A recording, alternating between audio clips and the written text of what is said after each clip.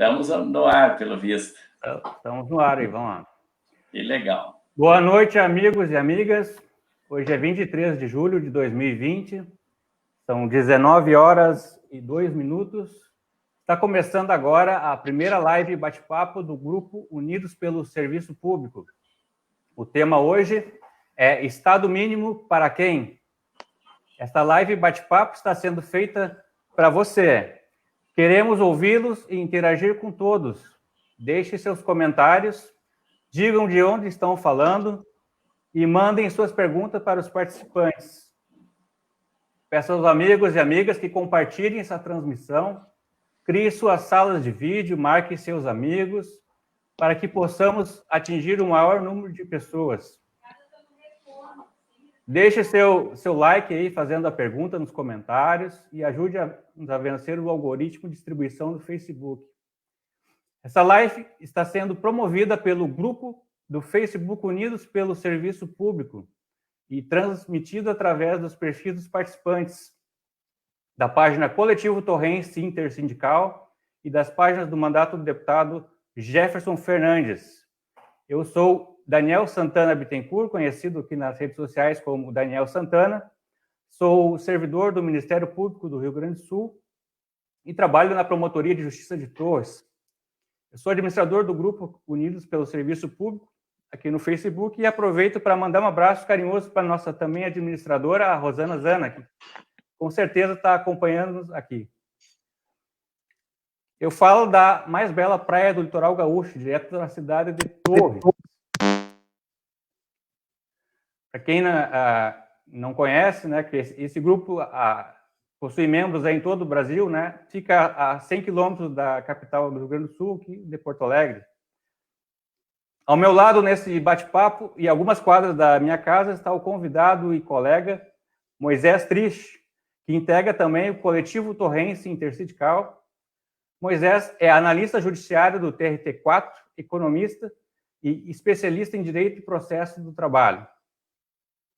E direto da terra da Xuxa, né? Ou para quem eventualmente não saiba, né? Direto da cidade gaúcha de Santa Rosa, contamos com... E do Taparel também. Com a ilustre presença do deputado estadual gaúcho, Jefferson Fernandes, né? Do Partido dos Trabalhadores. O deputado estadual Jefferson Fernandes foi reeleito para o terceiro mandato, é advogado, atual presidente da Comissão de Segurança e Serviços Públicos da Assembleia Legislativa, por 2 mandatos, foi presidente da Comissão de Cidadania e Direitos Humanos e é presidente da Frente Parlamentar em Defesa da Extensão Rural, sendo presidente da Frente Parlamentar Brasil-China. Passo agora a palavra para os nossos convidados, para que dê as boas-vindas e fiquem à vontade para complementar a sua apresentação. Daniel, é uma satisfação, uma alegria estar aqui contigo, com o Moisés. Olha só, os nomes de vocês são fortes, né? São nomes bíblicos. Então, vamos ter fé que vai dar tudo certo na nossa luta aí, na nossa busca. Vocês são 2 lideranças novas, despontando com muito vigor, e me alegra muito estar aqui para fazer essa discussão sobre a importância do serviço público, com mais tempo para refletir, para falar, dando exemplos práticos do dia a dia, mas também a história de construção do Estado brasileiro, do Estado de outras nações também. Então, muito legal estar aqui falando com vocês. Estou numa cidade bacana, que é Santa Rosa, e sei que o que nos falta aqui é a praia que vocês têm aí, tá? Torres é maravilhosa, nós gostamos muito do nosso litoral norte. Eu tenho parte da minha família que está morando em Imbé, Tramandaí, e com bastante frequência também estamos chegando por essa terra querida.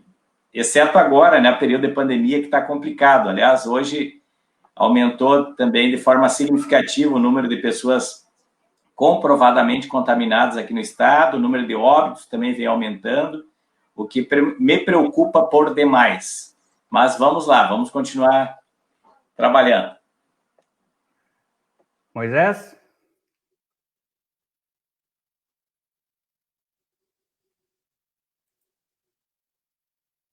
O Moisés está com... Pode ativar o teu áudio aí, Moisés, por favor?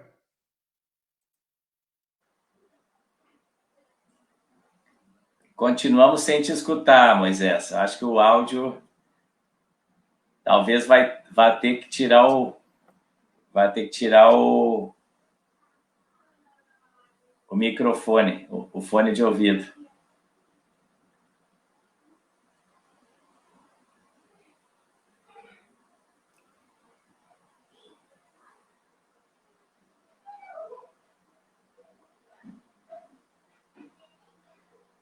Experimenta colocar o microfone, Moisés, por favor.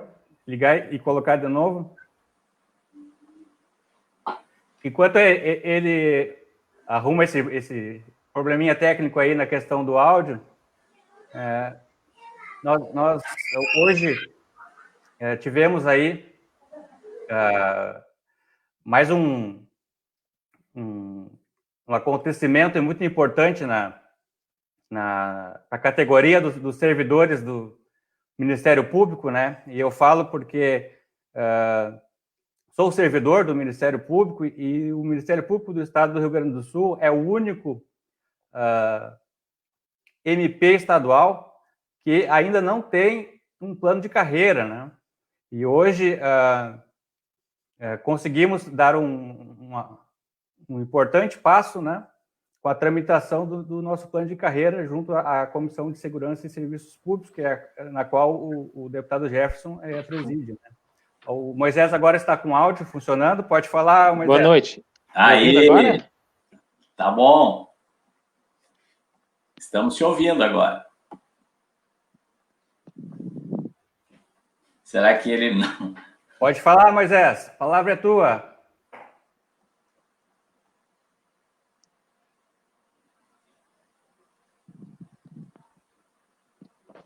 Moisés?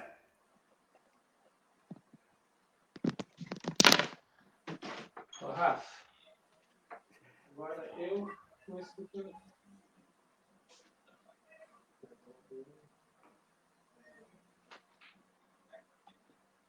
Mas, Daniel, eu posso ir dando um informe aqui sobre a tua categoria, se tu quiseres. Boa noite, vocês estão me ouvindo agora? Sim, agora perfeitamente. Aí. Sim. Bom, o fato é que agora eu não estou lhes ouvindo, não sei por quê. Mas assim, agradecer, então, imensamente pelo convite, pela oportunidade de estar aqui com o deputado, né?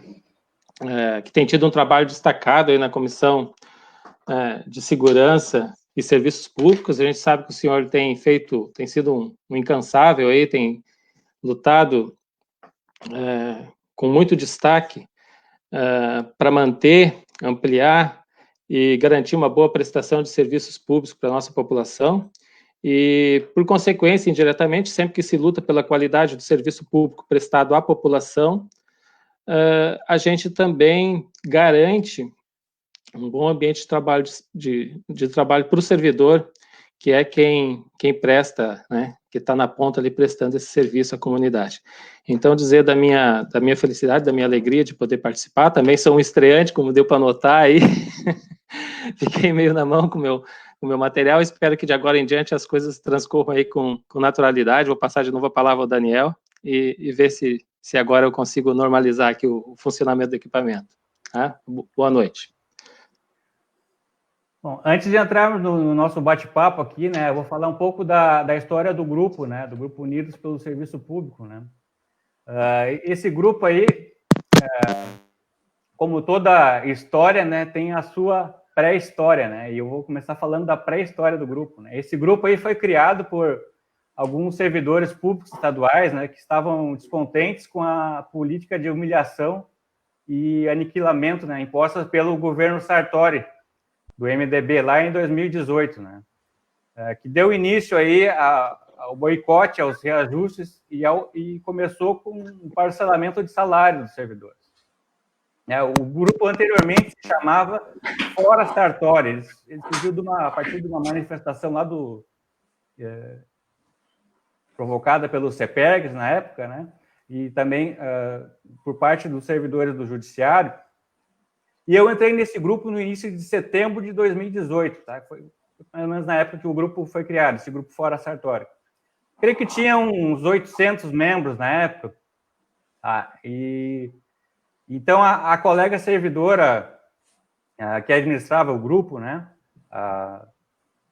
me convidou para moderar o grupo. E eu fazia algumas postagens e ajudava na moderação, né? Passou alguns dias e essa amiga me convidou para administrar o grupo e eu sigo até hoje, né? É uma tarefa voluntária aí, e o objetivo é criar unidade, né?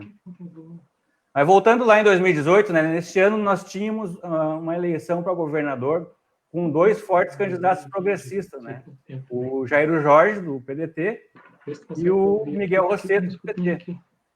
E de outro lado nós tínhamos, né, representando a vanguarda do atraso, né, o Sartori e o Eduardo Leite, né? Então o grupo não podia seguir sendo apenas Fora Sartori, né, porque nós, servidores, sabíamos que o projeto político do Eduardo Leite seria tão perverso quanto o do Sartori. Tá? Então, o grupo alterou o nome de Fora Sartori para Servidores Públicos Unidos contra Sartori e Eduardo Leite. Então, nós começamos a ter um novo pré-nome, digamos assim. Né? E com esse propósito de resistências políticas neoliberais e com ânimo aflorado por causa das eleições para governador, o grupo foi crescendo, né? Rapidamente, em menos de um mês, o grupo saiu de 800 integrantes, né, e chegou no final do primeiro turno, né, das eleições com uma marca de 12 mil membros, né? Infelizmente, os 2 candidatos que representam a pauta ideológica contra os serviços públicos, né, e a favor de um Estado mínimo, né, passou para o segundo turno, né? E nisso, o grupo, né, fez uma enquete, né, para decidir, né, o que queria fazer. Afinal, era um grupo que defendia o serviço público, que era formado por servidores, e que não vinha em nenhum dos candidatos. Então, fizemos uma enquete na época, né, e deliberaram para fazer um voto protesto, um voto nulo, né? Pois entendíamos que nem o MDB e nem o PSDB governariam numa causa do interesse do serviço público. E, de fato, né, a história está demonstrando que foi uma decisão acertada, né? Por terminada a eleição, né, o MDB, né, que era o Sartonaro, né, se aliou com o governo do Eduardo Leite, né, que na segunda-feira mesmo, agora no programa Roda Viva, deixou bem claro que não se arrepende do apoio dado ao Bolsonaro, né? Apesar do caos que vive o país hoje. E o governador, né, que disse que no primeiro ano de governo colocaria a folha de pagamento em dia, além de não fazer isso, retirou o direito dos servidores, né? Aumentou o tempo de contribuição, aumentou a alíquota de aposentadoria para os servidores, né? E é tudo isso que a gente está vivendo hoje, né? Essa seria mais ou menos a parte da pré-história do grupo. O grupo mesmo, Unidos pelo Serviço Público, ele nasceu no dia seguinte às eleições de segundo turno, exatamente no dia 29 de outubro de 2018. Aquela manhã, né, que o Brasil acordou com o presidente e o governador que nós temos hoje, né? Então, o grupo passou a se chamar Unidos pelo Serviço Público e começou a ter uma identidade de unificação e defesa pelos serviços públicos. Né? Esse grupo foi criado para unir os servidores públicos municipais, estaduais, federais. Né? O nosso objetivo é defender o serviço público de qualidade, sendo contrário a toda forma de política de precarização dos serviços públicos, que onere os seus trabalhadores e limite o atendimento da população, né? Que é a pauta que hoje ainda tem gente que tenta defender, muito embora esse cenário de pandemia está ficando cada vez mais claro que é imprescindível esse serviço. Né? O grupo também está aberto para não servidores que estão cansados dessa política de direita, né? e de seu total descaso com os direitos sociais e serviços públicos. Tá? Então, depois de contextualizar como surgiu o grupo, né, que eu acho que é importante que a gente faça esse rescaldo e que o pessoal que está assistindo a live, nossa primeira live do grupo aí, possa entender o funcionamento e o propósito, né? A gente vai adentrar agora na pauta central desse nosso encontro. Tá? Apesar do Brasil ser um dos países mais ricos do mundo, né, o Brasil também é um dos mais desiguais, né? E é pensando nessa questão de distribuição de renda e que os serviços públicos são tão essenciais. São eles que possibilitam à população acesso a direitos humanos, que são fundamentais, né, como saúde, educação, habitação, emprego, saneamento básico, né, e muitos outros, né. Sem a ação do Estado, né, a distância entre os que são muito ricos e os que são muito pobres é um abismo, né? Tá aí o Moisés poderá falar sobre isso depois, né? Que é o Moisés é economista, né? E com o apoio do Estado, né, por meio dos serviços públicos, as pessoas têm essa possibilidade de ter uma vida melhor. Nos últimos anos, né, alguns grupos que retomaram esse discurso neoliberal, que defende o Estado mínimo, que quer entregar serviços essenciais para a iniciativa privada, né, como querem entregar a nossa CE, querem entregar a Corsan e outras empresas que dão lucro, né? Essa narrativa, né, para mim, ela é propagandeada por quem quer lucrar em cima das necessidades da população, né? No meu entendimento, o Estado mínimo é só mais um instrumento político e econômico para manter esse abismo que existe entre os ricos e os pobres, tá? Passo a palavra para o deputado Jefferson Fernandes para que defina, né, com suas palavras, como ele vê essa ideia de Estado mínimo e para quem, principalmente com esse cenário de crise econômica e sanitária que vivemos em meio a essa pandemia. Eu novamente cumprimento vocês dois, Daniel e Moisés. Também mando um abraço aqui para o Valdir Bueira, Ronei Webler, meu amigão, mora em Osório. Ele já morou aqui em Santa Rosa, o Ronei, tá? O Ricardo Bizarro, de Tramandaí, Leila Beatriz Oliveira, Isis Pacheco, Daniela Gobi Teixeira Bittencourt. Satisfação, então, a gente está conversando aqui com vocês. E eu vejo assim, ó, Daniel e Moisés, e quem está nos acompanhando na live. Uma coisa que nós deveríamos ter, vir dizendo, assim, nós deveríamos estar insistindo para que as pessoas entendessem, é que não existe país do mundo que tenha se desenvolvido sem investimentos, principalmente em políticas públicas nas áreas da educação, da saúde, da infraestrutura, no apoio à produção de alimentos e também uma cultura, não estou falando aqui só de política pública na área da segurança, mas também uma cultura de não violência. E a pergunta que se faz, esses países que se desenvolveram mais, inclusive, do que nós, quem foi o órgão aglutinador, impulsionador do desenvolvimento? Quer seja um regime capitalista ou socialista, sempre o Estado teve um papel preponderante, porque é o Estado que recolhe impostos, que cobra impostos da população. E é ele que deve devolver esses impostos na forma de serviços, quer seja na educação, com escola de qualidade, universidades, desde a educação infantil, os anos iniciais, ensino fundamental, médio, superior. Nas áreas da saúde, da segurança, não é diferente. Nós temos que ter o Estado a serviço da população.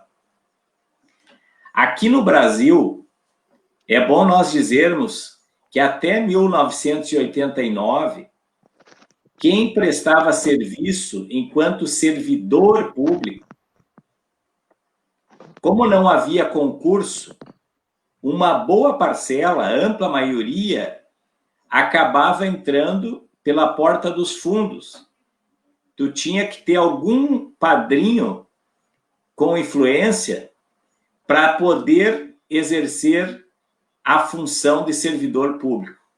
Foi a Constituição de 1989 que garantiu que no Brasil, a exemplo de outras repúblicas avançadas do ponto de vista democrático e institucional, o acesso ao serviço público deveria ser por concurso público, com transparência, com regras iguais para todas as pessoas e também salvaguardando setores que sempre tiveram dificuldades de acesso ao serviço público e que, a partir da política de cotas, também poderiam acessar, como, por exemplo, pessoas com deficiência. O que nós estamos vendo agora, nesse momento, século 21, 2020? Uma tentativa de derrubar todas as garantias no que tange à qualidade do serviço público que foi conquistado em termos de avanço em 1989. E a turma que quer destruir essas conquistas, ela faz isso com uma retórica disfarçada. Eles não ficam dizendo aquilo que eu estou dizendo aqui, que eles querem o fim do concurso público e o apadrinhamento voltando através de, por exemplo, empresas terceirizadas, que infelizmente precariza o serviço. A empresa terceirizada tem um dono que é amigo de quem está no poder e por ali se indicam pessoas. Não se faz seleção através de concurso público.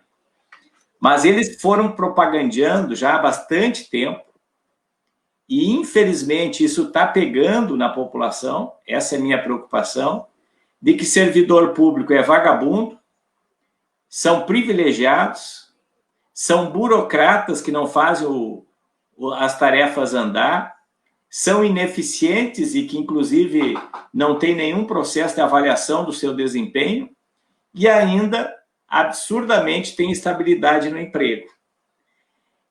Afora outras pregações, isso criou uma pecha contra os servidores públicos de todos os níveis, municipal, estadual, federal, empresas públicas, pegou essa pecha, a tal ponto que os servidores, muitas vezes, repetem preconceitos que são trabalhados contra eles. Débora Fernandes, boa noite, satisfação vê-la aqui na nossa live também.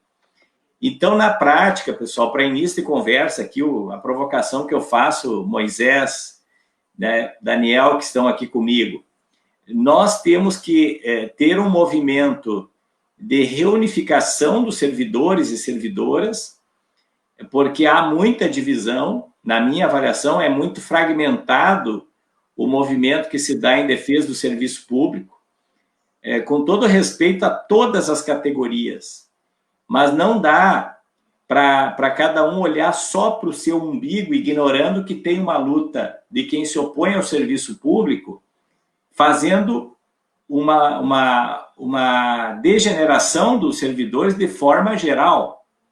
Então, não tem como resistir a essa avalanche que está acontecendo, principalmente com projetos lá em Brasília e também em Porto Alegre, na Assembleia Legislativa, que destrói as carreiras dos servidores sem ter uma unificação. Então, trabalhar a unidade, independente da vertente política que aquele movimento tem, organização sindical, tem que ter unidade e tem que trabalhar para fora, para quebrar esses preconceitos. Maria, muito bem colocadas as palavras do deputado Jefferson. Obrigado, Maria.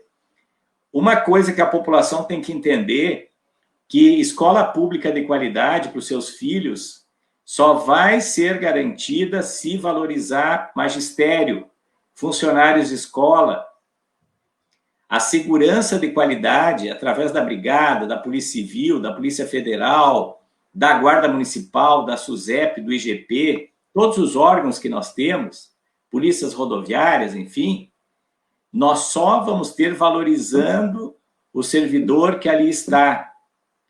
Na área da saúde também, que agora está sendo provado para quem tinha dúvida, grande Fabiano Salazar, presidente do Sindijus, quem tinha dúvida sobre a necessidade e importância de todos os servidores, para além do médico, enfermeiras, enfermeiros, técnicos de enfermagem, dentistas, psicólogos, assistentes sociais, que estão sendo verdadeiros heróis agora nesse período de pandemia. Esses servidores, gente, bem qualificados, com formação permanente, com salários dignos, e eu muito longe de defender privilégio. Eu, inclusive, denuncio castas do poder público, que, infelizmente, essas castas... E aí, Daniel, tu sabe o que é isso no MP, o Moisés sabe o que é isso no judiciário, tem castas que protegem, se autoprotegem e criam uma imagem negativa para o conjunto dos servidores públicos. Se for olhar a média salarial hoje do servidor público no Brasil, ela é muito baixa, mas tem um percentual que realmente ganha acima do teto. Eu tenho um respeito enorme pelo Poder Judiciário, pelo Ministério Público. Sei, por exemplo, do doutor Vinícius aí em Torres, o quanto faz um trabalho fantástico. E tantos outros membros do Ministério Público, do Judiciário, mas eu não deixo de fazer minhas críticas à gestão desses órgãos de Estado, que muitas vezes criam privilégios para quem está na cúpula. Não se justifica, por exemplo, auxílio moradia para magistrados, sendo que a ampla maioria já tem casa própria e ganha auxílio moradia. 2 férias por ano, sei lá quantas férias são, essas coisas não param em pé. E daí tira, dá argumento para quem quer detonar o serviço público de uma forma geral. Então, eu estou nessa luta com vocês, respeito muito os servidores e servidoras. Eu fui deputado desde o governo Tarso, depois passei pelo governo Sartori, agora estou aí encarando o governo do Eduardo Leite. Nunca deixei de defender as bandeiras de fortalecimento do serviço público. Nas áreas sociais, eu luto também pela qualificação da prestação de serviço aos agricultores e agricultoras, através da Emater, por exemplo, que, embora sendo uma empresa de CNPJ privado, ela tem características de empresa pública e seus servidores prestam um trabalho essencial há 65 anos aqui no Estado. E o governador Eduardo Leite está querendo destruir a nossa Emater. A Maria está dizendo que é do Sindisprev, RS.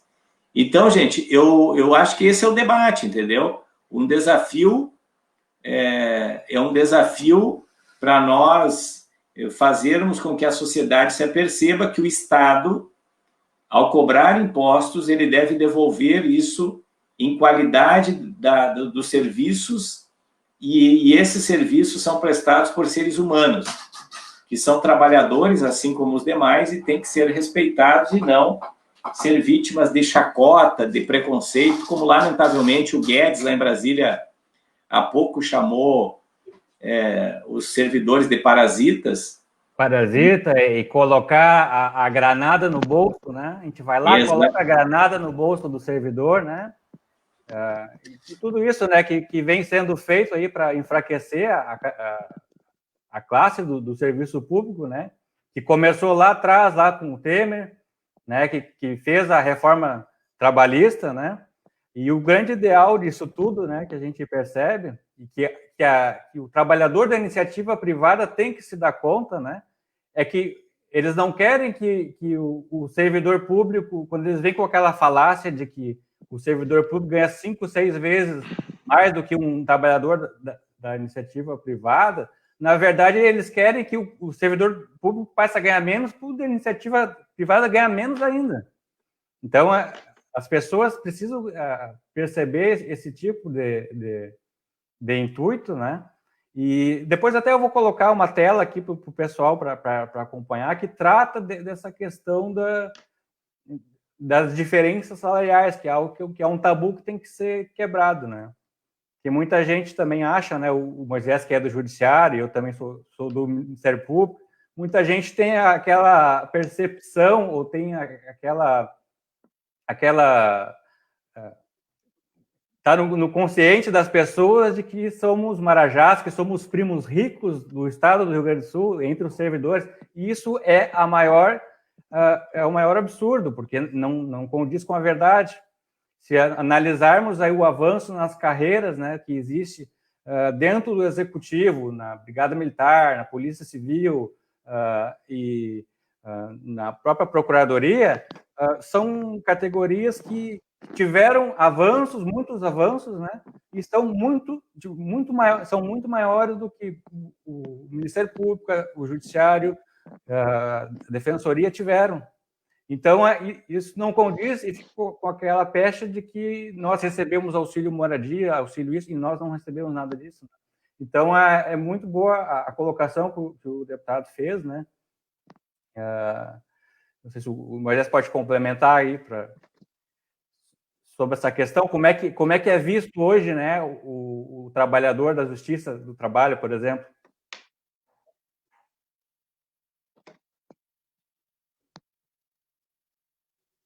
Moisés?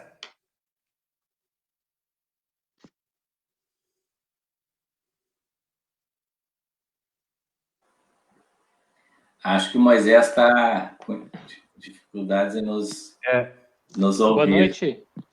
Aí, estão me ouvindo?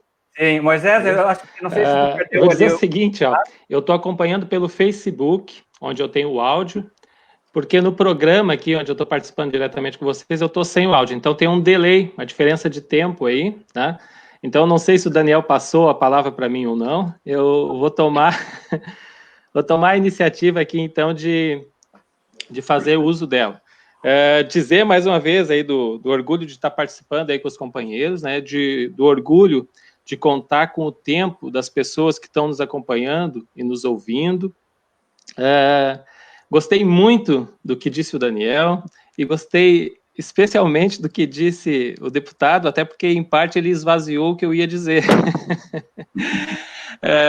Eu queria lembrar que ninguém nasce servidor. Eu, por exemplo, sou o 7º filho de um total de 9, de uma família de pequenos agricultores, de uma cidade aqui dos arredores de Torres, da cidade de Itati. Eu fui agricultor até os 19 anos. E, devido ao serviço público de educação, eu consegui furar uma bolha. Eu fui um dos primeiros dos meus irmãos a conseguir dar sequência direta aos meus estudos, e dali em diante consegui seguir uma carreira, virei concurseiro, fiz muitos concursos públicos, de fato, né? E hoje trabalho no Judiciário. Mas ninguém nasce servidor. Ele conquista essa condição, como bem disse o deputado, e eu, por exemplo, apesar de ter essa cara aí de servidor, de repente, aí, esse cabelo meio branco, né? Eu fui agricultor a maior parte da minha vida. E eu sou um intruso no Judiciário. Em condições normais, antes da Constituição de 88, eu jamais teria acesso ao cargo que hoje eu tenho. A maioria dos servidores públicos que prestam serviço aqui na Prefeitura de Torres, nos municípios, os colegas do MP, os colegas dos outros ramos do Judiciário, eles também são intrusos. Normalmente, esses cargos estariam reservados a pessoas que eram amigas da corte, ao QI. Hoje, procura-se resgatar essa distorção.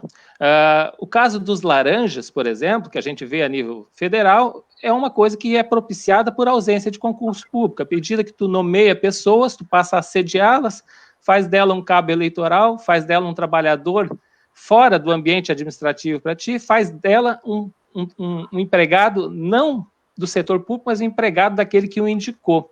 Então, o concurso público é um dos grandes institutos que nos foi legado pela democracia. A gente, quando pensa em democracia, a gente pensa em eleição. Mas a democracia, o grande legado dela, são outros direitos que foram garantidos, que vieram junto com a Constituição de 88.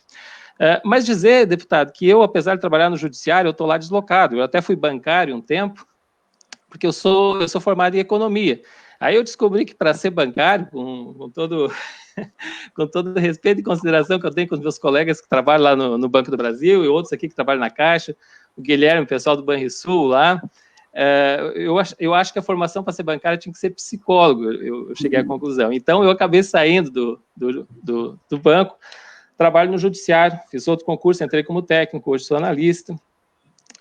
Só que a gente chegou a um ponto onde hoje a gente muitas vezes tem vergonha. Eu, quando estou na barbearia, por exemplo, às vezes se alguém pergunta, eu não digo mais que sou servidor, porque o servidor ele passou a ser agredido o tempo todo pela grande mídia e pela classe política, boa parte da classe política que está a serviço de uma lógica. E para compreender essa lógica, eu acho que tem uma questão de pano de fundo que eu humildemente vou tentar traçar e explicar aqui. Usando uma palavra que o Daniel usou há pouco, existe uma grande falácia, né, uma grande cantilena que a gente ouve há muito tempo, que é a da necessidade da redução do tamanho do Estado, que é o tema que está colocado em debate aqui conosco hoje. E quando se fala em redução do tamanho do Estado, que é uma frase, uma palavra muito usada pelos partidos de direita e pelas administrações de direita o tempo todo, eles estão falando sempre na redução dos serviços que são prestados à população e na venda e privatização das empresas públicas, né? Privatização de estradas, privatização de empresas produtoras de energia, de empresas distribuidoras de energia, como é o caso do CE aqui, agora estão tentando privatizar a água, né? E vão dificultar a vida de empresas públicas como a da Corsan, que presta serviço de saneamento e água, por exemplo, aqui no estado. Privatização dos serviços de saúde por intermédio da terceirização, né? A terceirização que agora ela pode ir além da atividade fim. Então, quando se fala em reduzir o Estado, eles falam, por exemplo, também em reforma da Previdência, para reduzir a quantia que é devolvida ao cidadão, quantia essa que ele foi cobrada ao longo de toda uma vida de trabalho. Isso, para eles, é reduzir o Estado. E muita gente boa, nossos colegas empresários, comerciantes, pequenos produtores, né, muitas vezes até produtores rurais, quando eu vou me Itatiba, todo mundo reverbera, né, todo mundo reverbera esse discurso, porque ele é muito atrativo, né? Quem não quer desobstruir o caminho do crescimento? Eles dizem que se a gente reduzir o tamanho do Estado, a gente vai estar abrindo a possibilidade de retomar o crescimento econômico, de conseguir mais empregos, e quem não quer o crescimento econômico? Quem não quer mais empregos? Todos querem. Então, eles vão colocando um contra os outros. Eles vão colocando o pequeno comerciante, o pequeno produtor, o pequeno empresário contra o servidor público de um determinado segmento contra o aposentado, o servidor da ativa contra o servidor que é aposentado, porque o servidor que é aposentado ele tem direitos que eu, da ativa, não tenho mais, e vai desunindo e desagregando.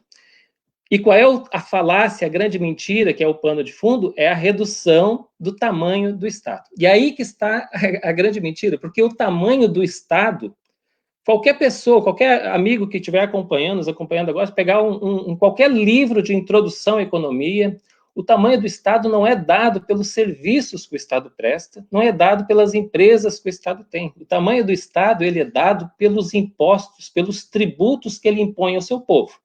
Ora, quando o Fernando Henrique assumiu, lá na década de 90, o tamanho do Estado era 20% do nosso PIB, 25% do nosso PIB. Né? Era a quantia que se cobrava de impostos. O governo, né, o Estado, ele tomava 1/4 da nossa produção. Esse era o tamanho do Estado, 25%. Quando o Fernando Henrique entregou em 2002, a carga tributária era cerca de 35% do PIB. Ela passou a ser 1/3 do PIB. O tamanho do Estado, para uma pessoa que tem renda acima de 30 salários mínimos, é em torno de 22%, que é o que ele paga de tributos. O tamanho do Estado, para quem ganha até 2 salários mínimos, é de 53%, porque a nossa carga tributária tem um caráter regressivo e incide principalmente sobre quem ganha menos. Então, o tamanho do Estado, ele é dado pelos impostos e pelos tributos que o Estado toma do contribuinte. Por exemplo, no ano passado, quando nós conhecemos, eu e Daniel e todos os colegas que fazem parte do coletivo, a gente tem um coletivo muito bonito aqui, que reúne mais de 15 entidades sindicais. Recentemente, o sindicato dos comerciários também passou a ter uma interlocução conosco, não se trata mais de servidores públicos tão somente. O Sindicato dos Trabalhadores Rurais esteve junto conosco na luta contra a reforma da Previdência. E lá naquela reforma da Previdência, por exemplo, o que se dizia? Olha, a gente tem que reduzir o tamanho dessa carga, nós não conseguimos mais carregar essa carga, isso está obstruindo o nosso crescimento, então a gente tem que reduzir o tamanho do Estado. E o que eles fizeram? Aumentaram o tempo de contribuição, as pessoas passaram a se aposentar mais tarde, e aquele trabalhador, por exemplo, que pagava 11% daquilo que ganhava, de cada 100 que ele ganhava, ele pagava 11, ele passou a contribuir com 14, então de cada 100, ele passou a contribuir com 14. Isso reduz o tamanho do Estado? Obviamente que não. Isso aumenta o tamanho do Estado. Ora, antes o tamanho do Estado, na folha de pagamento dele era 11. Então, agora ele passou a ser 14. O camarada que ganhava R$1.000, ele pagava 110. Agora ele passou a pagar 140. Então, ele tem 30 a menos para gastar no comércio. Ele tem 30 a menos para comprar na loja, para comprar na farmácia. Esse é um exemplo. Então, é um discurso que está distorcido, é uma falácia, é uma grande mentira, bem contada, e que acaba tendo apoio até mesmo de nós, né, que lutamos contra isso. A gente, com boa vontade, às vezes quer compreender, dizer, não, mas olha, realmente parece que se tem razão aqui, tem que dar uma mudada aqui e tal. E aí a gente engole certas arapucas, a gente cai em certas arapucas e engole certas mentiras, né? Então, isso tem que ser clareado, esse pano de fundo tem que ser clareado. E aí eu pergunto para o deputado e para os nossos participantes aqui, quem está conosco, quem é que lembra de um governo de direita que propôs alguma medida de redução de impostos nos últimos anos? O único governo que reduziu impostos foi o governo Lula, linha branca, criou mais 2 faixas para imposto de renda, para enfrentar a crise de 2008, e com isso conseguiu estimular a economia, gerar emprego, gerar crescimento, e não deixou que a crise de 2008 tivesse um grande efeito aqui. Por exemplo, o deputado agora vai comentar, eu vou pedir que comente, o Leite, o que ele quer fazer agora? Ele está propondo, de novo, uma reforma tributária, onde ele quer que o imposto, o ICMS, que incide sobre combustíveis, que deveria voltar ao patamar anterior ao do outro lá, que queria diminuir o Estado, que é o Sartori, que elevou os tributos, elevou a parcela paga sobre a gasolina, ela ia voltar agora, se não estou enganado, no ano que vem para o patamar normal. Então, ele quer que não volte de forma abrupta, que volte mais lentamente. Ele quer aumentar o IPVA de 3 para 3,5%. Ele quer fazer com que incida imposto sobre produtos da cesta básica, frutas, legumes e verduras. E esses são os nossos falsos liberais. Os caras estão dizendo que vão diminuir o tamanho do Estado. Não, eles estão diminuindo a devolução daquilo que eles nos tomam em impostos. E, ao mesmo tempo, eles propõem aumentar impostos. O que o Guedes quer fazer lá em Brasília? Ele quer recriar a CPMF, que foi extinta quando? No governo Lula. Né? Então, se teve redução de impostos em algum momento, foi nos governos de esquerda. O que os governos de direita fazem? Eles aumentam o tamanho do imposto, ou o tamanho do Estado, cobrando mais impostos das pessoas. E mentem, fazem nos engolir, dizer que reduzir serviço, reduzir salário do servidor, reduz o tamanho do Estado. Pelo contrário, desaquece a economia. Esses órgãos aqui, rapidamente, deputado, Banco do Brasil, Caixa, os vários ramos do Judiciário, os vários ramos do MPU, o hospital que a gente tem implementado aqui no município, todos os servidores do município e os servidores da educação estadual, todo esse pessoal que recebe salários, os combalidos salários e salários parcelados, eles não podem ser vistos como inimigos ou como pessoas que buscam algo diferente dos nossos comerciantes, dos nossos produtores, dos nossos pequenos produtores. Nós aqui embaixo estamos todos no mesmo barco. E a gente tem que compreender que esse discurso de desagregação, de desunião, que prega contra o servidor aposentado, que pega contra o trabalhador urbano aposentado, contra o trabalhador rural que está aposentado, que eles dizem que não contribuiu ao longo da vida. Ora, o cara passa a vida trabalhando com agrotóxico, passa a vida produzindo alimentos para a cidade, ganhando muitas vezes muito pouco. Tudo isso é para nos desagregar, nos desunir e para tirar dinheiro do setor produtivo aqui de baixo para mandar para o mercado financeiro, para mandar para os grandes fundos de pensão. Então, essa era a minha contribuição inicial. Desculpe se eu me estendi. Eu não estou me ouvindo, então depois eu posso complementar com mais alguma coisa. Obrigado a todos que estão participando conosco. Nós estamos aí com 70 pessoas aí assistindo a live agora. Agradeço aí a participação de vários companheiros aí de entidades sindicais que estão aí presentes. Eu já vi aí o Fabiano Maranguelo, Sindijus, o Jodar, do SIMP, Sindicato do Ministério Público. Grande Jodar. O Cristiano Souza, do Sindicato da CE. A nossa companheira Débora Fernandes, está nos ouvindo aí. O companheiro Paulo Krug, também do SIMP, presente. Tá? E o Eduardo Dias, lá de Pelotas, da CE. Tem uma turma, a gente não consegue acompanhar. A minha colega aí, Priscila Maran, que é assessora jurídica aí na Promotoria de Justiça de Torres, está nos acompanhando aí. Muito obrigado, Pri, pela presença. A Isabel lá de Osório também, Daniel. Isabel dos Santos. Nossa pré-candidata vereadora. A Isabel, eu assisti a live dela na semana passada, muito boa sobre a violência doméstica, né? Que é uma pauta extremamente importante, como muito bem referiu o deputado Jefferson, né? Aqui na cidade de Torres, o doutor Vinícius, que é o promotor com quem eu trabalho, faz um trabalho muito bonito, né? Desde que eu acompanho, desde que foi criada a Lei Maria da Penha, né? E é uma pauta que precisa ser muito bem defendida aí, né? Deputado, a palavra é sua para responder ao questionamento do Moisés.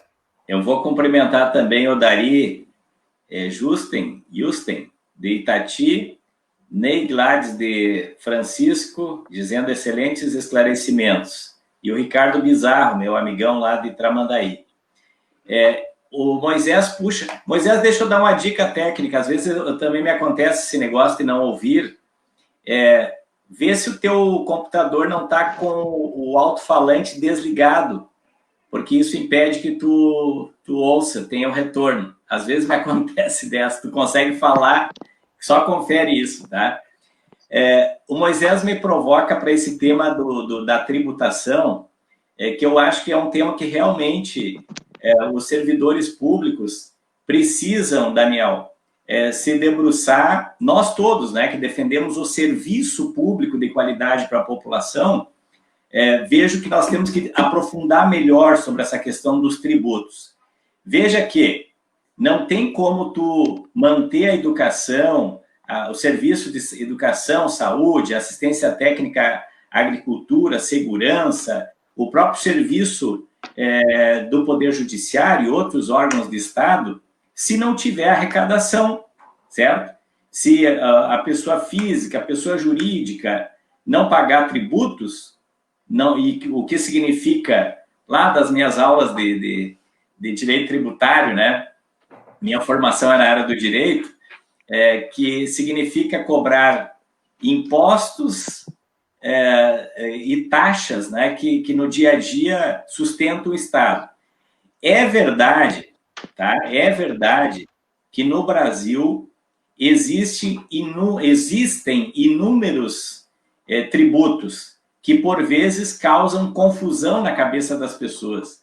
Porque tu paga imposto para o município, outros tu paga para o Estado e outros ainda paga para a União.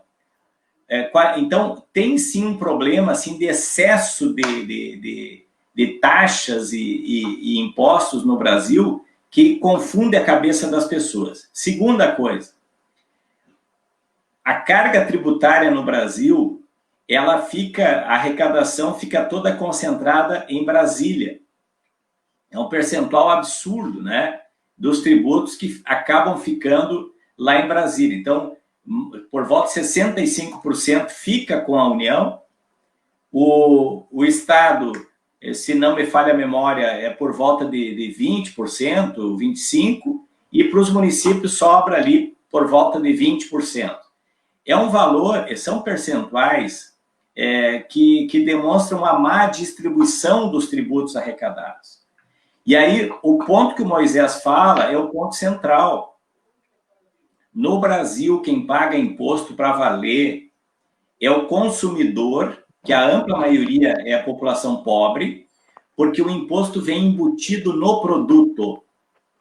A gente vai comprar qualquer coisa aqui no Rio Grande do Sul, 18% está lá cobrado, que o empreendedor, o dono da loja, simplesmente passa para o governo. Não é ele que paga. Claro que ele vai ter vai ter que aumentar o preço do seu produto na medida que o percentual for maior.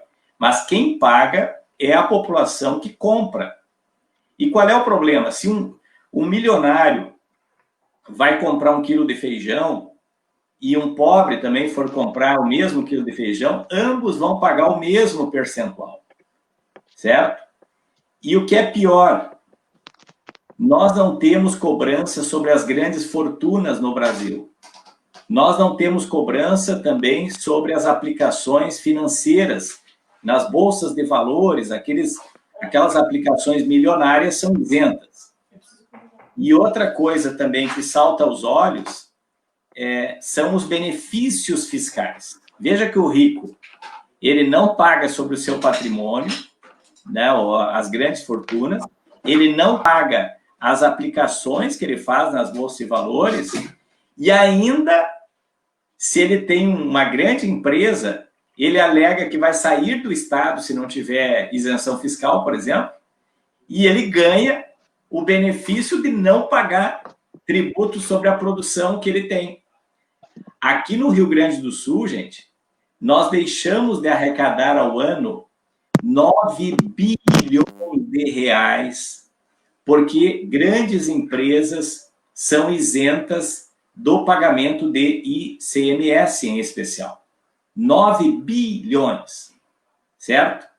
Na proposta do governador Eduardo Leite, que ele está dizendo que vai cobrar mais dos ricos e menos dos pobres, não mexe nas isenções fiscais. Inclusive, eu tenho um projeto de lei na Assembleia Legislativa que exige, que garante que toda empresa que tem isenção fiscal deve vir a público quanto ela deixa de pagar, para que nós possamos fiscalizar e perceber se ela está fazendo as contrapartidas ditadas em lei. É impressionante, gente. Nem o MP de Contas, Tribunal de Contas, consegue acesso aos dados de quais as empresas beneficiárias de isenção fiscal para poder fiscalizar se elas estão dando as contrapartidas. Então, a proposta do Leite agora, tu imagina, tributar a cesta básica, deixa de cobrar 30% em combustível, principalmente, nesse caso, gasolina e etanol, porque o óleo diesel tem um outro percentual, ele diminui telecomunicações e energia, mas ao invés de cobrar, então, o percentual de empresas que não honra com as contrapartidas exigidas em lei, o que ele faz para não perder 2,8 bi? Mantém o imposto de 18% em 17,7% ano que vem, depois em 2022, 17,4%, em 2023, quando ele não é mais governador, baixa para 17%. Então, ele quer salvar o seu governo. O gás de cozinha, que hoje é 12%, ele passa para 17%, que é um item essencial nas famílias. E para compensar, o que ele está propondo? Família que ganha um salário mínimo vai ganhar de volta R$30 ao mês. E se apresentar notinhas, mais um percentual do que gastou. Gente, o pobre compra no bolicho da esquina, compra fiado. As pessoas não vão ter dinheiro, já não tem dinheiro, nós estamos vivendo um momento de absoluta miserabilidade no Rio Grande do Sul e no Brasil. Ela vai ter que desembolsar um valor que ela não dispõe para comprar um alimento mais caro e depois, ironicamente, vai ganhar R$30 de volta. É uma piada de mau gosto. O carro velho, hoje é isento de 20 anos a mais, é isento de IPVA. Vai pagar os mesmos 3,5% que paga um carro de luxo. Então, a proposta de reforma tributária do Leite, exceto, para fazer justiça aqui, ó, o imposto de transmissão de herança, que de fato ele aumenta para no máximo 8%, mas é um limitador que a lei impõe, não pode ser mais de 8%. Imagina o cara ricaço que transmite uma herança pós-mortem ou em vida, o máximo que se tributa daquele patrimônio é 8%. as propriedades de menor monta são isentas. Ali deveria incidir, porque o cara que está ganhando a herança, bom, está ganhando. O Estado tem que arrecadar de alguma forma para poder prestar serviço ao povo que mais precisa. Então, a reforma tributária aqui no Estado, ela é injusta. Aliás, vai taxar as pequenas empresas que hoje são isentas, com faturamento de até 360 mil reais ao ano, ele baixa para só isentar quem tem faturamento até 180 mil. E eu vou misturar um outro assunto aqui, Moisés e Daniel, vocês são servidores, um servidor do Poder Judiciário, outro do MP. Tem um discurso na base do governo Eduardo Leite na Assembleia Legislativa que é o seguinte, é um discurso demagógico, de que, passando a ideia para as pessoas de que todos os problemas serão resolvidos se repassar para os órgãos de Estado o percentual que efetivamente é executado no orçamento e não o que é previsto. Essa proposição tem uma certa razoabilidade, certo? Seria para dividir a conta do Executivo com o Judiciário, com o MP, com o Tribunal de Contas e assim por diante. Mas mesmo que se faça isso, não resolve a crise do Estado, que é muito mais profunda, porque enquanto não tem desenvolvimento econômico, baixa a capacidade arrecadatória, porque não circulam mercadorias, logo o Estado vai ter receita menor.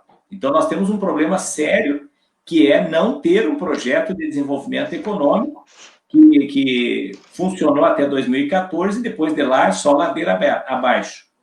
Mas um segundo problema tão grave quanto esse que nós temos é que se diminuir o repasse de verba, que é o chamado duodécimo, para os poderes, o que vocês acham que vai acontecer, Daniel, no MP, por exemplo, se o valor diminuir tanto que não for possível pagar a folha do Ministério Público? Quem é que vai ter salário parcelado? Todo mundo já sabe, né? Todo mundo já sabe. Se o Judiciário ficar sem recursos suficientes para pagar a folha dos seus servidores, quem que vai ficar com o salário parcelado? O andar de baixo. Então, hoje eu disse para os deputados que querem trazer essa proposição, que é uma PEC, eles disseram que vão protocolar semana que vem. Eu já combinei com o Janquiel, que é meu chefe de gabinete, eu vou fazer uma emenda. Se o duodécimo diminuir, e a princípio eu não vou me esforçar muito para que não passe esse projeto, porque na legislatura passada, em nome da autonomia dos poderes, do direito, inclusive, de todos os poderes terem autossuficiência, eu não votei a favor, mas me decepcionei muito quando os juízes se autoproclamaram a automaticidade, os promotores também, a Defensoria Pública, o Tribunal de Contas, portanto, eu não estou afim mais de defender essa questão, mas quero fazer a seguinte emenda. Se faltar dinheiro para pagar a folha, os primeiros a receberem com atraso e parcelado são os que ganham mais. Então, vai ser desembargador, vai ser deputado, vai ser conselheiro do Tribunal de Contas, vai ser defensor público, vai ser procurador do Ministério Público e depois vai baixando, até chegar lá no Daniel. Isso é um ponto, né, deputado? O que está por trás dessa modificação no duodécimo, né? O enfraquecimento dessas instituições, porque o que é o Ministério Público hoje, sem o seu orçamento próprio, sem sua autonomia? O Ministério Público vai virar uma secretaria do Executivo, é isso? Se perder a autonomia, se o Judiciário perder a autonomia, o que vai ser da população? Porque quando tem problema de saúde, quando tem problema assim social, tem problema no meio ambiente, quem é que a população vai recorrer? O Ministério Público. E se não tiver um Ministério Público forte, um Judiciário forte, como é que vai ficar a população? Então, a população tem que se dar conta do que está por trás desse parcelamento do duodécimo, né? Do fim do duodécimo, né? Que é que muitos que se dizem de partido novo, né, querem fazer. Ou seja, é um caminho muito tortuoso, né, que pode levar para tempos que a gente já escapou e que não queremos mais passar de novo, né? Estamos aí na live com 80 pessoas aí na live, e já chegou a 90. Estamos a 1 hora de bate-papo aqui. O bate-papo está passando muito rápido, né? Tivemos alguns probleminhas técnicos com algo do Moisés aí, mas já foi restabelecido. Está ouvindo agora, Moisés? E muitos comentários, até peço desculpa por não poder estar comentando todos, muitos comentários muito pertinentes aí, né? O pessoal aqui colocou assim, se fizer um dos comentários aqui que eu não consigo identificar quem é, porque no grupo ele não aparece o nome da pessoa aqui no sistema que eu estou assistindo. Ele diz assim, se fizermos um rápido histórico do governo do Leite como prefeito de Pelotas, vamos ver aumento estratosférico do IPTU, taxa de lixo triplicar o valor do saneamento, enquanto passava de bom administrador com recursos do PAC que o governo Lula e o governo Dilma mandavam. Então, assim, é um discurso e uma prática, né?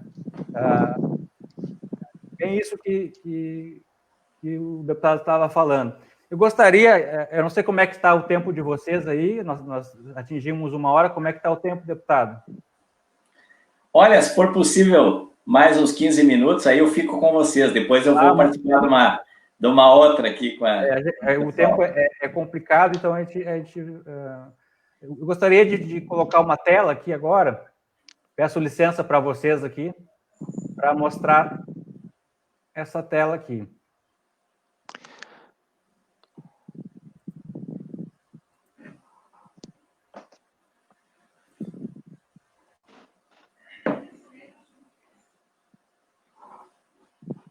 Então, aqui nesse gráfico, nós temos o seguinte, nós temos aqui dizendo que a força dos países envolvidos está no funcionalismo público, tá? O que demonstra esse gráfico aqui?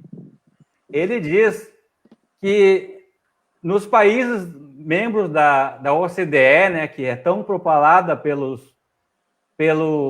governo Bolsonaro e pelo Guedes, né, ele demonstra que a média de servidores públicos nesses países da OCDE é de 18%. E o Brasil, que quer entrar na OCDE, a média é 12%.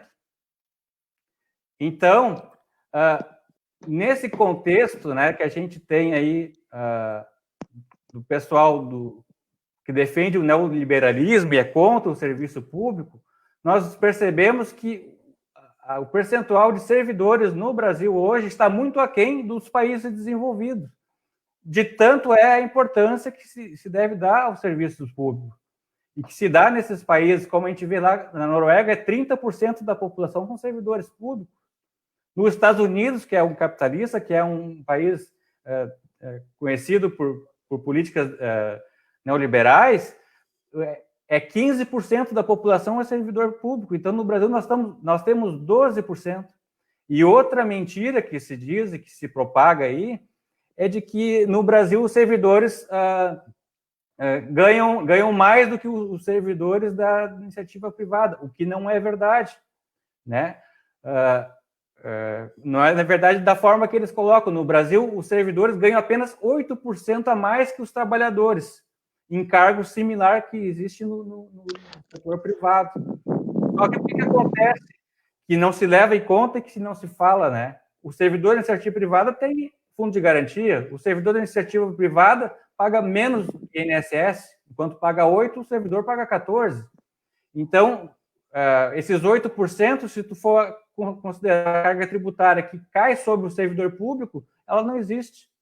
Então, são essas coisas que eu entendo que a gente tem que levar para a população, tem que esclarecer, né, para, de fato, demonstrar quão importantes são os serviços públicos para uma sociedade. A mesma coisa nós vemos em relação às privatizações, né? Quando se fala em privatizar, nós temos aí o caso da CE, né? O caso emblemático da CE, que é a nossa companhia pública, né? Que já foi privatizada, né?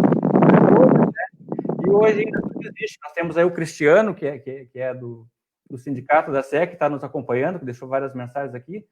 O que a gente escuta aí sobre privatizações? Nas privatizações, vai ser comprada por uma estatal chinesa. Então, o deputado que faz parte da Frente do Brasil e China tem esse contexto internacional. Então, como é que não interessa para a estatização e vai ser comprada por uma estatal chinesa? Então, são negócios muito lucrativos que estão sendo entregues a preço de banana. Eu escuto muito a Auditoria Cidadã, que é da... E na semana passada foi falado de empresas de serviços de água que foram vendidos por R$56 mil na Paraíba.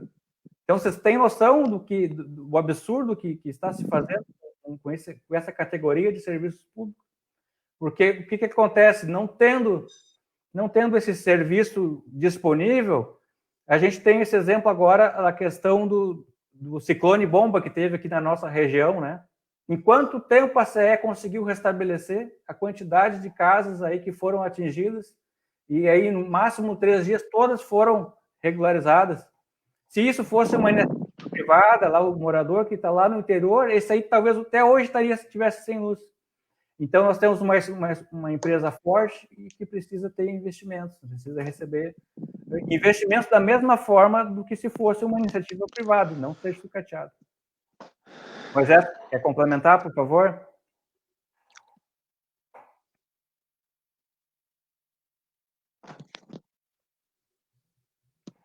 Moisés está com um delay. Pode falar, Moisés.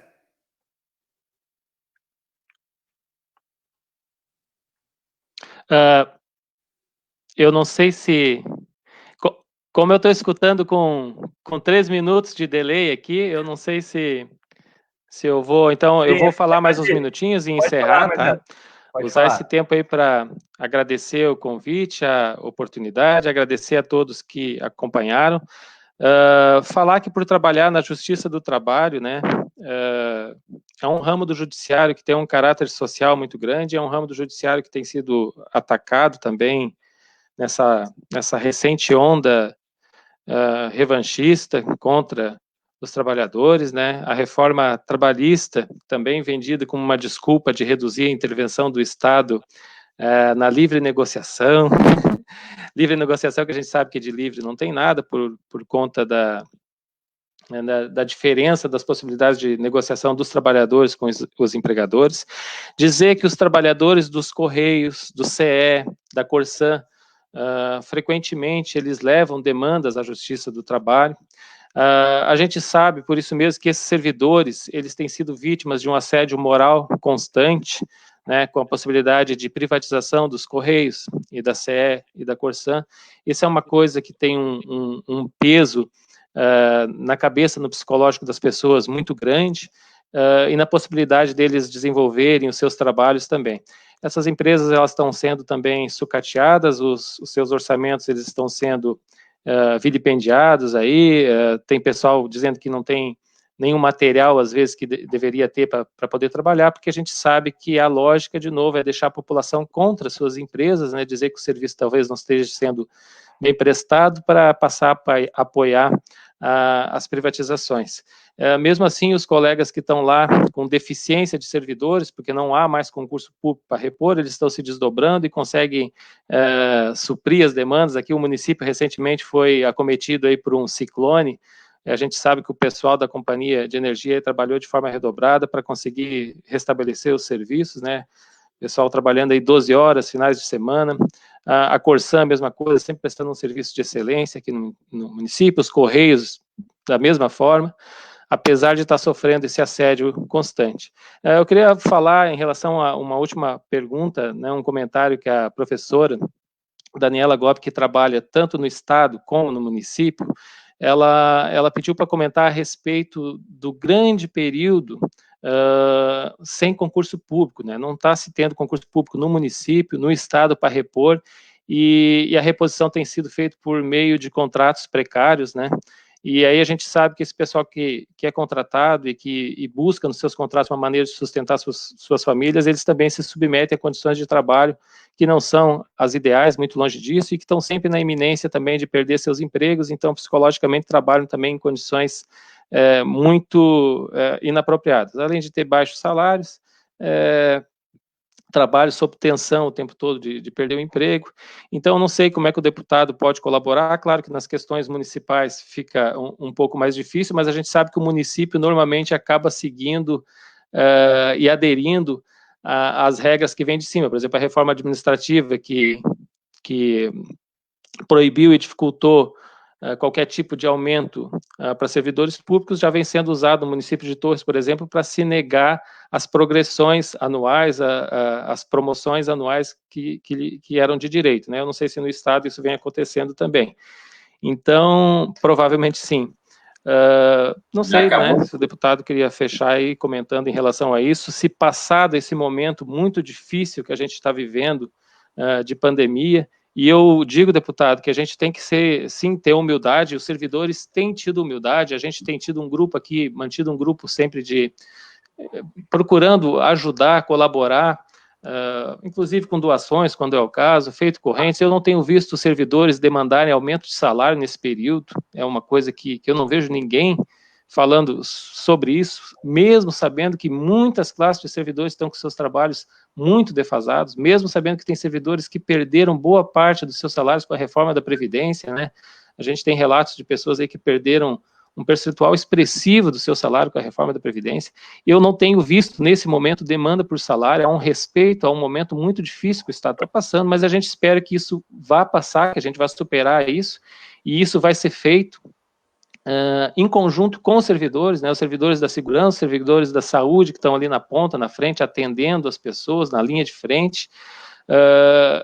E passado essa pandemia, eu não sei se o senhor vislumbra, com esses governos que a gente tem aí, alguma possibilidade de retomada de concurso público para prover esses cargos, de alguma possibilidade de retomada, não de aumento salarial, mas de reposição inflacionária, porque a Constituição assegura, pelo menos, a reposição da inflação.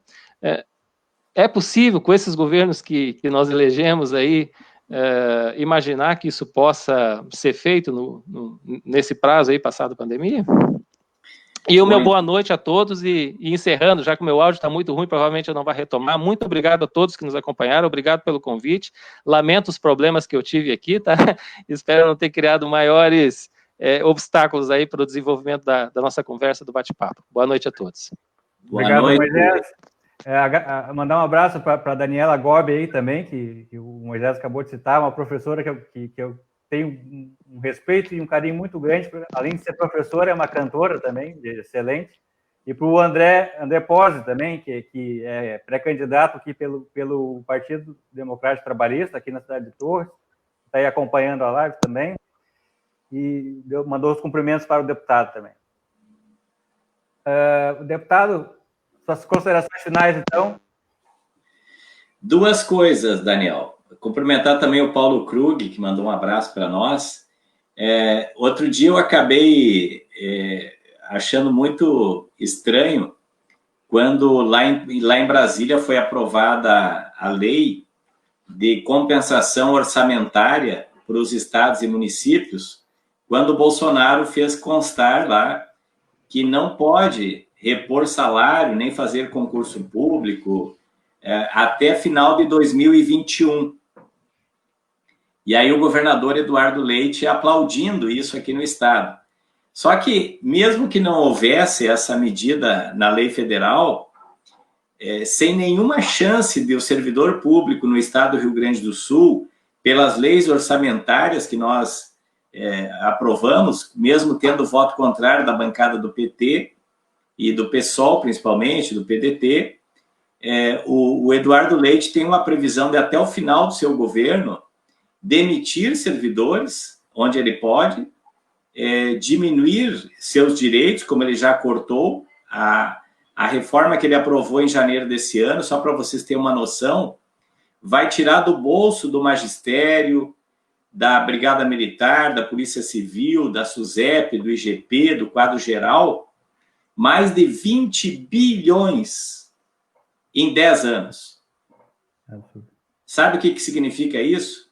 Então, não é uma teoria aqui, uma interpretação do que está acontecendo. Estou dizendo sobre os fatos que estão acontecendo no Rio Grande do Sul, que não dão nenhuma perspectiva de reposição inflacionária, de realizar concurso público. Aliás, o magistério está há quase 6 anos sem reposição e ganhando atrasado. Sim, o judiciário servidores das empresas públicas, como é o caso da CE, estava aqui o Daniel, que é de Pelotas, eles sabem que vai ter demissão, vai ter desemprego, mas nós vamos resistir até o último minuto. Eu estou fiscalizando isso junto com o Sinergisul e outras entidades, o MAB está se agregando a essa luta, para nós fiscalizar o processo de vida. E essa é uma peleia boa aí que nós estamos encarando.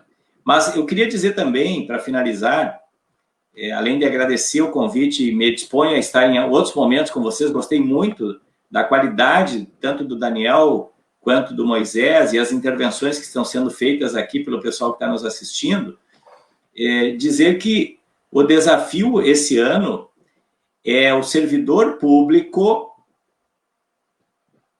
de qualquer esfera não só votar em candidatos de oposição que lutam pelos direitos do trabalhador do setor público e do setor privado, mas fazer campanha. Nesse momento, nas redes sociais, a pré-campanha, apoiando uma candidatura, e nesse caso eu fico feliz de ver o Daniel, o Moisés, outros nomes se colocando à disposição, para nós efetivamente unirmos o nosso time. Eu escutei lá na Assembleia Legislativa, quando o governador e sua base conseguiu derrotar os servidores, muitas falas deles, que não eram partidários nem nada, dizendo: nós vamos dar o troco na eleição municipal, nós vamos eleger vereadores, vereadoras, prefeitos, prefeitas, comprometidos com o serviço público. Não se trata de uma pauta corporativista. Pois bem, agora tem que dar o troco. Então, é muito bom ver o dinamismo de vocês e certamente teremos êxito se nós usarmos bem as redes sociais, como vocês estão usando, fazendo essa live, abrindo página no Facebook, usando o Twitter, Instagram, o YouTube e assim por diante. Nós estamos à disposição. Está aí o Ricardo Bizarro, que trabalha conosco, a nossa equipe quer ajudar nesse projeto generoso de fazer o Estado do Rio Grande do Sul e o Brasil retomar o desenvolvimento nos níveis que tivemos de 2003 a 2014, com dignidade para o nosso povo, com políticas públicas, porque é assim que a gente vai para frente. Então, muito obrigado, tá, pelo carinho. Um abraço para o povo de Torres, de todo o litoral e todo o Rio Grande do Sul que nos acompanhou aqui. Nós agradecemos a sua presença, deputado. Foi muito bom contar com a sua presença, com a sua palavra aqui, sempre uma palavra assertiva, né, com o Moisés, né? Em nome do Grupo Unidos pelo Serviço Público, né? Essa foi a nossa primeira live, bate-papo, né? E colocamos à disposição dos convidados, né, esse espaço para tratar de outros temas também que dizem respeito à defesa dos serviços públicos, né?